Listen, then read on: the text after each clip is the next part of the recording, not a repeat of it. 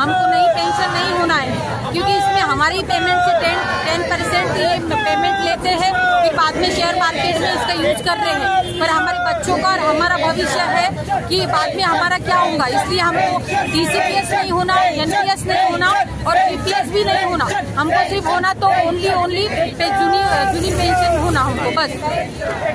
नको आता आम्हाला NPS, नको आम्हाला GPS, नको आम्हाला फक्त आता जुनी पेन्शनच हवी आहे, कारण की आमच्या मुलांच्या भविष्यासाठी आम्हाला जुनी पेन्शन हवी आहे। बस झाले आता आणा भागा, बस झाले, पुरे झाले भाषणं। आम्हाला आता फक्त आमचं जुनी पेन्शन एवढंच आश्वासन हवं आहे आणि तो आम्हाला पूर्णपणे पाहिजे, कारण की आमची पिढी, आमचे भविष्य, आमचे मुलं आहेत आणि त्या मुलांसाठी आम्हाला काहीतरी करणं गरजेचं आहे। यासाठी आम्हाला जुनी पेन्शन ही आमच्या हक्काची आहे आणि ती हक्काची पेन्शन आम्हाला मिळणं ही काळाची गरज आहे आणि आमची सुद्धा गरज आहे, ती आम्हाला मिळायलाच हवी।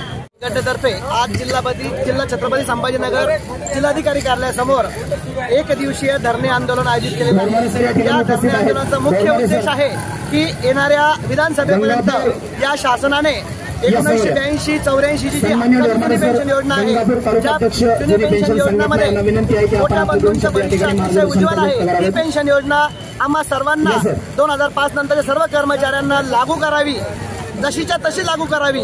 आम्हाला DCPS असो, NPS असो किंवा GPS असो, आम्हाला कुठली योजना नको, कारण या सगळ्या योजनेमध्ये नुसती फसवेगिरी या ठिकाणी चाललेली आहे। जे हिशोबाचे तथ्य आहेत ते सुद्धा पूर्ण चुकलेले आहेत।